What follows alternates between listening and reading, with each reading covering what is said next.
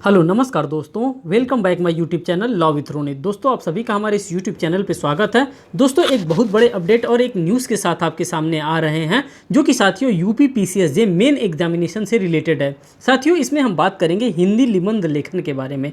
साथियों आप सभी को पता है कि यूपी पीसीएसजे में इस बार हिंदी सिलेबस के रूप में भी डाल दिया गया है, और उसी सिलेबस को ध्यान में रखते हुए मैं आप लोगों के लिए हिंदी का निबंध लेकर के आ रहा हूँ। साथियों आज जो हिंदी के निबंध का हमारा टॉपिक है वो है एडवोकेसी से रिलेटेड, मीन्स कि वकीलों का हड़ताल। जो वकीलों के द्वारा जो हड़ताल किया जा रहा है, क्या ये अधिवक्ता अधिनियम 1961 के तहत किया जा रहा है कि उसके बाहर जा कर के किया जा रहा है। इन सभी मुद्दाओं पे हम यहाँ पे चर्चा करेंगे। क्या किस प्रकार से न्यायदान व्यवस्था में हड़ताल करना क्या उचित है कि नहीं उचित है, इन सभी मुद्दों पे हम यहाँ पे बात करेंगे। इसलिए हम इस पे बात करेंगे साथियों, क्योंकि आप यूपी पीसीएसजे मेन एग्जामिनेशन देने जा रहे हैं और साथ ही साथ आप एडवोकेट हैं, तो आपसे इस टॉपिक से रिलेटेड में भी क्वेश्चन पूछा जा सकता है। इसीलिए इस टॉपिक को भी आप क्या कर सकते हैं, आप अपने एस्से के टॉपिक में रख सकते हैं। साथियों बिना देर के हम इस सेशन को स्टार्ट करते हैं। इसमें हम इसी सेशन के बारे में बात करेंगे, इन्हीं सभी मुद्दों के बारे में हम बात करेंगे। देखिए यहाँ पे जो मैंने टॉपिक लिया है, कर रहा है वकीलों का हड़ताल, न्याय का बहिष्कार, न्यायदान व्यवस्था का समाधान क्या हो सकता है, इसको लेकर के कौन सी समस्याएं उत्पन्न हो रही हैं, किस समस्या को लेकर के अधिवक्ताओं के द्वारा क्या किया जा रहा है, हड़ताल किया जा रहा है, क्या इससे ये एक समाधान है या एक समस्या है। इन दोनों मुद्दाओं पे हम यहाँ पे चर्चा करने के लिए आए हैं। साथ साथ साथियों जो भी केस लॉ बनेंगे इसके सपोर्ट में, उन सभी केस लॉ को भी हम यहाँ पे डिस्कस करते हुए चलेंगे कि क्या ये जो हड़ताल किया जा रहा है, क्या ये कॉन्स्टिट्यूशन ऑफ इंडिया में कहीं बताया गया है कि इस प्रकार से वकीलों के द्वारा भी हड़ताल किया जा सकता है, क्या न्याय व्यवस्था में किसी भी प्रकार का कोई भी व्यवधान डाला जा सकता है। इन सभी चीज़ों पर, इन सभी मुद्दों पर हम यहाँ पर बात करेंगे। साथ ही साथ जो हमारे पास रेलिवेंट केस लॉ होगा साथियों, उन सभी रेलेवेंट केस लॉ को भी हम इसके रिगार्डिंग यहाँ पे डील करते हुए चलेंगे। तो साथियों बिना देर की हम स्टार्ट करते हैं। देखिए अगर हम संदर्भ की बात करते हैं, जब कभी भी हम लीगल एस्से की बात करते हैं साथियों, जब हम लीगल एस्से लिखते हैं तो हमें वहाँ पे संदर्भ भी लिखना पड़ता है। तो देखिए संदर्भ में क्या लिखा गया है, संदर्भ में कहा गया है न्यायालय, न्याय एक ऐसा मंदिर है। आप सभी को पता है साथियों कि जो न्याय होता है वहाँ पे कौन बैठते हैं, वहाँ पे ऑनरेबल जस्टिस बैठते हैं, हमारे न्यायाधीश महोदय बैठते हैं, और इसीलिए उसको क्या कहा जाता है, उसको न्याय का मंदिर कहा जाता है, जहाँ पे लोगों को पता होता है कि हाँ हमें यहाँ पे क्या मिलेगा, हमें यहाँ पे न्याय मिलेगा, हमारे साथ जो अन्याय हुआ है उसका जो भी निस्तारण होगा वो हमको कैसे किस रूप में मिलेगा, हमें न्याय के रूप में मिलेगा। उसी लिए उसको न्यायालय कहा जाता है, और न्यायालय के साथ साथ उसका दूसरा उपनाम कहा जाए तो वो क्या होता है, वो न्याय का मंदिर भी होता है। तो इसी तरह से साथियों आपको अपने एस्से को स्टार्ट करना है लिखना, जहां हर कोई अपने विवाद को सुलझाने के लिए आता है। कहां पे अपने विवाद को सुलझाने के लिए आता है साथियों, तो आप सभी को पता है कि जिसका भी किसी भी प्रकार का कोई भी मैटर होता है तो आदमी कहां कहता है, कहता है I will see in you court, मैं तुमको न्यायालय में देख लूँगा, मैं तुम्हें कोर्ट में देख लूँगा। तो ये कहाँ पे अपने मामले को अगर किसी भी पक्ष के बीच में, जैसे कि राम वर्सेस श्याम, किसी के भी बीच में अगर मामला हो जाता है तो वो कहाँ जाता है, वो सीधे न्यायालय में जाता है। और न्यायालय में कौन बैठता है साथियों, तो वहाँ पे बैठ कर काम कौन करता है, तो वहाँ पे बैठ के हमारे वकील साहब लोग काम करते हैं और ऑनरेबल जस्टिस साहब लोग बैठ के काम करते हैं, जिसको हम लोग बार और बेंच के रिलेशनशिप के नाम से भी जानते हैं साथियों। तो इन्हीं दोनों लोगों के रिश्ते की वजह से हमारा क्या चलता है, हमारा न्यायालय चलता है, हमारे पूरा न्यायालय मंदिर चलता है। हमारे न्यायालय का इन्हीं दो लोगों के वजह से विकास हुआ है, जिसको हम लोग बार और बेंच के नाम से भी जानते हैं साथियों। देखिए वकील एवं न्यायालय ऐसे लोगों को न्याय दिलाने में अहम भूमिका निभाते हैं। कैसे लोगों को न्याय दिलाने में भूमिका निभाती हैं साथियों, यदि कोई व्यक्ति, अगर हम बात करते हैं यदि कोई व्यक्ति न्याय पाने के लिए न्यायालय में आता है तो उसका बिना झंझट एवं परेशानी के विवादों का निपटारा किया जा सकता है। जानते हैं आप सभी लोग कि अगर हमें किसी भी मुसीबत में हम लोग पड़ते हैं तो हम लोग कहाँ भाग के जाना साथियों पसंद करते हैं, तो हम कोर्ट में भाग करके जाना पसंद करते हैं, क्योंकि कोर्ट एक ऐसी वो जगह है, एक ऐसा न्यायालय है, ऐसा एक मंदिर है जहाँ पे हमें जाने के बाद क्या मिलता है, हमको न्याय मिलता है। और जो लोग भी कोर्ट जाते हैं उनके साथ डेफिनेटली थोड़ा सा देर तो होता है भारतीय न्यायालय में, लेकिन उनको न्याय प्रोवाइड किया जा रहा है, उसी के बारे में यहाँ पे बात किया जा रहा है। तो उसको बिना झंझट एवं परेशानी के विवादों का निपटारा किया जा सकता है। कहाँ पे किया जा सकता है इस सारी चीज़ों को, तो साथियों न्यायालय में बिना झंझट के या बिना किसी लाम लपेट के वहाँ पर क्या किया जा सकता है, वहाँ पर जस्टिस किया जाता है, वहाँ पर जस्टिस, इक्विटी और गुड कंसाइंस का यहाँ पर इस्तेमाल किया जाता है। साथ ही साथ वहाँ पर नेचुरल जस्टिस का इस्तेमाल किया जाता है, और इन सभी चीज़ों को इस्तेमाल करके क्या प्रोवाइड किया जाता है, आपको जस्टिस, जो आप न्याय के लिए भटक रहे थे, वो न्याय आपको कोर्ट ऑफ लॉ में ही प्रोवाइड किया जाता है। किसके थ्रू प्रोवाइड किया जा सकता है साथियों? तो वकीलों के द्वारा ही न्याय को आपको क्या किया जा सकता है? प्रोवाइड किया जा सकता है। वकीलों द्वारा हड़ताल बुलाई जाती है। लेकिन जब क्या होता है कि जब कभी कोई व्यक्ति न्याय पाने के लिए भटकता है और भटक करके न्यायालय में जाता है, लेकिन जहां पाता है कि वकीलों का यहाँ पे क्या है, वकीलों का यहाँ पे हड़ताल हो गया है, तो वो बेचारा क्या हो जाता है? वो भयभीत हो जाता है, वो व्यथित हो जाता है कि आज हमको न्याय, हमको अपने मुद्दे पे न्याय मिलेगा कैसे? तो उसी चीज़ के हम बारे में बात कर रहे हैं, वकीलों के हड़ताल के बारे में बात कर रहे हैं, न्यायालयों का बहिष्कार के बारे में बात कर रहे हैं साथियों। ये जो हमारा मैटर है साथियों, वकीलों का भी कुछ अपना मैटर होता है, जिससे लेकर के वो क्या करते हैं? वो हड़ताल पर जाते हैं, न्यायिक कार्य से वो क्या करते हैं? वो बहिष्कार कर देते हैं न्यायिक कार्य को। तो देखिए, जहाँ वे सभी प्रकार के न्यायिक कार्य से विरत हो जाते हैं, हड़ताल का मतलब होता है कि न्यायालय में जो भी वकील होते हैं, जिसको ऑफिसर ऑफ द कोर्ट के नाम से भी जाना जाता है, वो अगर न्यायिक कार्य से अपने विरत हो जाएंगे तो कोर्ट में केस को कौन डिस्कस करेगा, कौन केस को बहस करेगा? कई बार हड़ताल बार एसोसिएशन के द्वारा भी किया जाता है साथियों। आप सभी को पता है कि वकीलों के द्वारा भी हड़ताल किया जाता है और साथ ही साथ बार काउंसिल के द्वारा भी हड़ताल किया जाता है। कभी कभी बार काउंसिल ऑफ इंडिया के द्वारा भी हड़ताल को बुलाने का आयोजन किया जाता है। तो इन तमाम लोगों के द्वारा क्या किया जाता है? हड़ताल बुलाया जाता है। किस चीज़ को कराने के लिए? तो वकीलों की अगर कोई भी मांग होती है, जैसे वकील प्रोटेक्शन एक्ट लाना है, जैसे कि तमाम एक्ट को पारित करना है, वकीलों के साथ कोई भी दुर्व्यवहार ना करे, इससे रिलेटेड अगर कोई भी एक्ट पास कराना है, तो इसके लिए क्या करना पड़ता है? वकीलों को भी संघर्ष करना पड़ता है और इसको अपनी बात को मनवाने के लिए, सरकार तक अपनी बात को प्रेषित करने के लिए हमें क्या करना पड़ता है साथियों? हमें हड़ताल बुलाना पड़ता है। मजबूरी होती है, सबकी अपनी अपनी मजबूरी होती है। इसी तरह मजबूरी एडवोकेट्स की भी होती है, वो भी हड़ताल को क्या करते हैं? यहाँ पे कॉल आउट करते हैं, जिससे दोनों ही मामलों में न्यायिक कार्य में बाधा पहुंचती है। जैसे कि न्यायिक कार्य में कैसे बाधा पहुंचती है? भाई जाहिर सी बात है, जब एडवोकेट ही तो कोर्ट में बहस करता है, जब एडवोकेट साहब ही हड़ताल पे रहेंगे, जब वो न्यायिक कार्य से बहिष्कृत रहेंगे, तो कैसे अपने मामले को, वहाँ पे किसी के भी मामले को वो रिप्रेजेंट करेंगे? तो यही चीज़ कह रहा है यहाँ पे, न्यायिक कार्य में क्या होता है? बाधा पहुँचता है। वकीलों के अपने कुछ मुद्दे होते हैं, इसलिए वो क्या करते हैं? इसलिए वे साथियों वो हड़ताल पर जाने का फैसला लेते हैं। कुछ पर्सनल इशूज़ के कारण नहीं जाते हैं साथियों। जो भी वकील, जो भी एडवोकेट साहब लोग होते हैं, जो भी अपना हड़ताल करते हैं, उनका क्या होता है? एक इन टोटैलिटी का मैटर होता है और उसी इन टोटैलिटी को मैटर को लेकर के कहाँ जाते हैं? वो हड़ताल पर जाते हैं, न्यायिक कार्य से वो विरत रह जाते हैं, हड़ताल पर जाने का फैसला लेते हैं। हड़ताल पर जाना न्यायिक प्रक्रिया पर नकारात्मक प्रभाव डालता है। ये बात भी आपको लिखना अपने एस्से में जरूरी होता है कि जो हम लोग हड़ताल करवाते हैं, जो हम लोग हड़ताल करते हैं, जो बार काउंसिल ऑफ के द्वारा, जो जितने भी बार काउंसिल है, जितने भी स्टेट्स के, और बार काउंसिल ऑफ इंडिया के द्वारा जो भी हड़ताल का आयोजन किया जाता है, इससे क्या होता है साथियों? इससे कहीं ना कहीं बार और बेंच का रिलेशन भी कहीं ना कहीं डगमगा जाता है। बार और बेंच की रिलेशन की बात करते हैं साथियों, तो जजेस का जो रिलेशन होता है और जो एडवोकेट्स का रिलेशन होता है, ये दोनों ना कहीं डगमगा जाता है और तालमेल नहीं खाता है। तभी क्या बुलाया जाता है? तभी हड़ताल को बुलाया जाता है, न्यायिक कार्य से विरत रहा जाता है। किसके द्वारा? एडवोकेट के द्वारा। साथियों, आपको पता होगा कि ऐसे ऐसे मामले हुए हैं जिनको लेकर के हड़ताल बुलाए जाते हैं। अब कौन कौन से मामले हुए हैं जिनको लेकर के वकीलों के द्वारा हड़ताल को कॉल किया जाता है, हड़ताल बुलाया जाता है? तो साथियों देख लीजिए, मामले जिनको लेकर वकील हड़ताल पर जाते हैं। हड़ताल पर जाने के तमाम कारण होते हैं। किसी भी एडवोकेट को अगर हड़ताल पर जाना है तो हड़ताल पर जाने के लिए तमाम कारण हो सकते हैं। जैसे उदाहरण के तौर पर हम ले सकते हैं अंतर्राज्यीय नदी जल विवाद अधिवक्ता की हत्या। कोई मामला चल रहा है, उस मामले को लेकर के किसी पार्टी के द्वारा किसी एडवोकेट की क्या कर दिया गया? हत्या कर दिया गया। तो इसको लेकर के भी क्या किया जा सकता है? हड़ताल को कॉल आउट किया जा सकता है।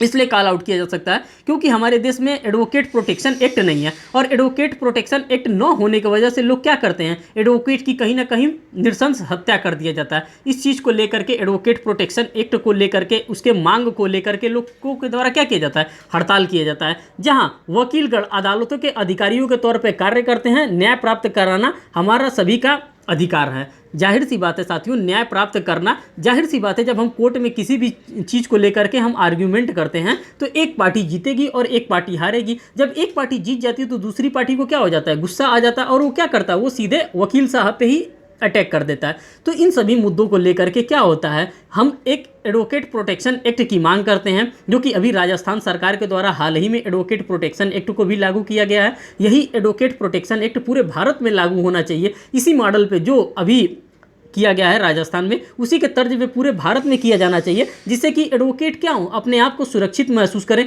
और वो निर्भय होकर, निडर होकर के लोगों को क्या दे सके, ज़्यादा से ज़्यादा लोगों को, ज़्यादा से ज़्यादा लोगों को बहस करके न्याय प्रोवाइड कर सकते हैं। तो ये सब आप मामले देख लिए कि किस प्रकार से वकील अपने हड़ताल पर जाते हैं, और हड़ताल पर जाने का उनका अपना डिसीजन खुद का नहीं होता है। क्या कारण होता है कि वो लोग हड़ताल पर जाते हैं? जैसे एक यहाँ पे मामला आया है साथियों, हड़ताल से ही रिलेटेड लेकर के, करतार सिंह बनाम पंजाब राज्य का मामला है, में वर्णित है, जहां यह कहा गया है कि स्पीडी ट्रायल का अधिकार जीवन एवं स्वतंत्रता के मौलिक अधिकार का एक अनिवार्य हिस्सा है। साथियों, आप लोगों को पता है कि स्पीडी ट्रायल के बारे में हमको सीआरपीसी में देखने के लिए मिलता है। जब हम स्पीडी ट्रायल की बात करते हैं साथियों, तो ये कहीं ना कहीं हमको हुसैनारा खातून के भी केस लॉ को देखने के लिए मिलता है, क्योंकि वहाँ पर भी स्पीडी ट्रायल्स के बारे में बात किया गया। साथियों, स्पीडी ट्रायल वो ट्रायल होता है जिसमें डे बाई डे ट्रायल को क्या किया जाता है, कंडक्ट किया जाता है, और मामले को जितना जल्दी से जल्दी हो सके उतना जल्दी से जल्दी सॉर्ट आउट करने की कोशिश की जाती है। लेकिन कुछ ऐसे कारण हो जाते हैं जब एडवोकेट्स के द्वारा क्या किया जा सकता है,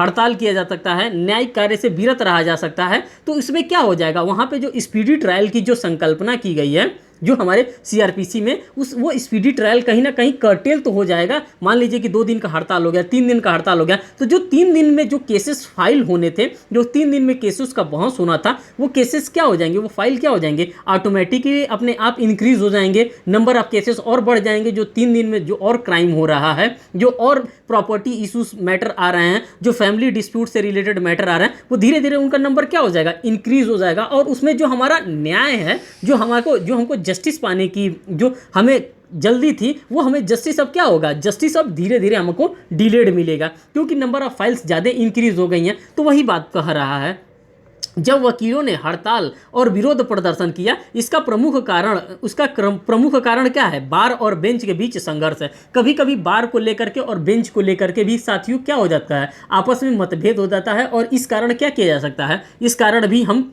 वकीलों के द्वारा क्या किया जा सकता है, हड़ताल किया जा सकता है, न्यायिक कार्य का बहिष्कार भी किया जा सकता है। साथियों, आप अक्सर कभी ना कभी आपको सुनने के लिए मिला होगा कि आज कोर्ट में क्या है, आज कोर्ट के अंदर स्ट्राइक कर दिया गया। तो किसके द्वारा स्ट्राइक कर दिया गया साथियों, तो एडवोकेट्स के द्वारा स्ट्राइक कर दिया गया। सभी कोई भी किसी भी कोर्ट में जा करके अपने केस की सुनवाई नहीं कर रहा है, तो वहाँ पे क्या कर दिया जाता है, स्ट्राइक कर दिया जाता है। उसी के बारे में यहाँ पे हम बात कर रहे हैं, जो बार और बेंच के रिलेशनशिप को भी लेकर के कभी कभी हम क्या करते हैं, स्ट्राइक को कर देते हैं। वकीलों को कानूनी मूल्यों का रक्षक होना चाहिए। यहाँ पे बात तो सही कह रहा है कि वकीलों का कानूनी मूल्यों का रक्षक होना चाहिए, लेकिन कहीं ना कहीं वकीलों की भी अपनी मजबूरियां होती हैं, उसको ध्यान में रखते हुए उनको हड़ताल करने की आवश्यकता पड़ जाती है। अब आगे देखिए, अनुच्छेद 19 वकीलों द्वारा हड़ताल का अधिकार। क्या आर्टिकल नंबर 19 में, कॉन्स्टिट्यूशन ऑफ इंडिया के आर्टिकल नंबर 19 में बताया गया है कि क्या हड़ताल करना वकीलों का अधिकार है कि नहीं अधिकार है। अब देखिए साथियों, आगे हम बात करते हैं। संविधान के भाग 3 द्वारा प्रदान किया गया है कि अनुच्छेद 19 सब क्लॉज सी की स्वतंत्रता के अधिकार के तहत है।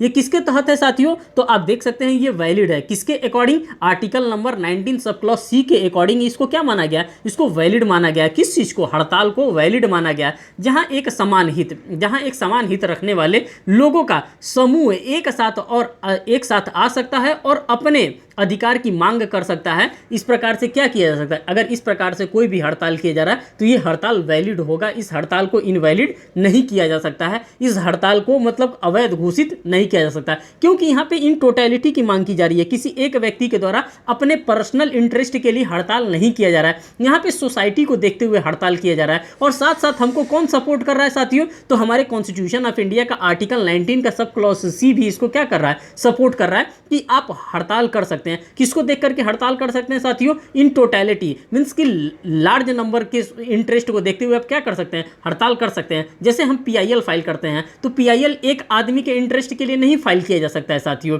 उसी तरह से हड़ताल एक आदमी को देख करके नहीं किया जा सकता है। जैसे पीआईएल को हम यहाँ पे एग्जांपल में ले रहे हैं कि पीआईएल को फाइल करने के लिए पब्लिक इंटरेस्ट लिटिगेशन हमको देखना पड़ता है कि यहाँ पे लार्ज नंबर ऑफ पब्लिक का क्या क्या इंटरेस्ट है, तभी हम क्या करते हैं, पीआईएल को फाइल करते हैं। इसी तरह से साथियों, जब वकील के द्वारा भी कहीं हड़ताल किया जा रहा है, किसी न्यायिक कार्य से विरत रहा जाता है, उसका बहिष्कार किया जाता है, तो उसमें भी देखा जाता है कि क्या यहाँ पे लार्ज नंबर ऑफ लोगों का इंटरेस्ट है कि नहीं है। साथ ही साथ हम स्पीडी ट्रायल की अगर हम बात करते हैं साथियों, तो हमें कहीं ना कहीं ये केस हमको अक्सर देखने के लिए मिलता है। हुसैनारा खातून बनाम गृह सचिव बिहार राज्य 1980 का मामला है।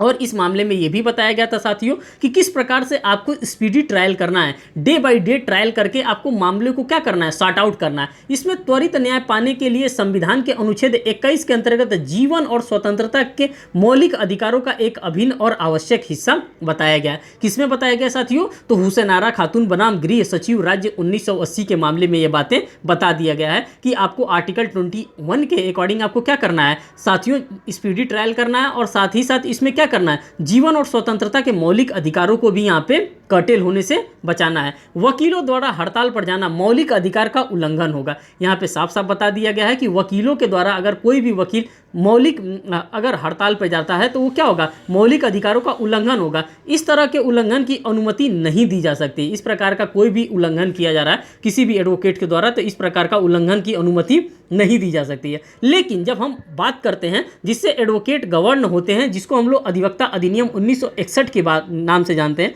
इसमें देखिए क्या बात कर रहा है, किस प्रकार से हम हड़ताल कर सकते हैं, नहीं कर सकते हैं, इन तमाम चीज़ों को हम यहीं से कवर करेंगे। कह रहा है अधिवक्ता अधिनियम 1961 की धारा 7 के खंड डी के अंतर्गत वकीलों को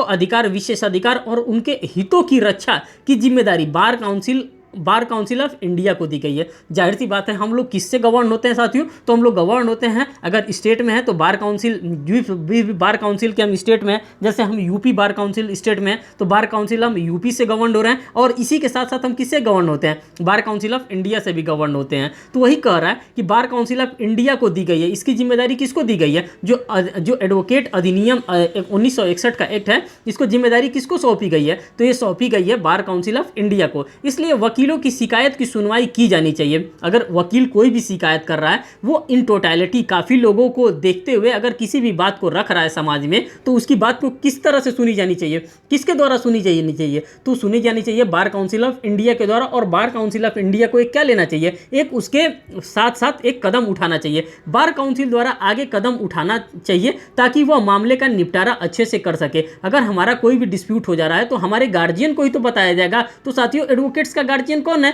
तो बार काउंसिल ऑफ इंडिया है, उनके स्टेट्स का बार है। तो जो भी गार्जियन होंगे उस गार्जियन तक उस बात को पहले क्या करना पड़ेगा, पहले उस बात को पहुंचाना पड़ेगा।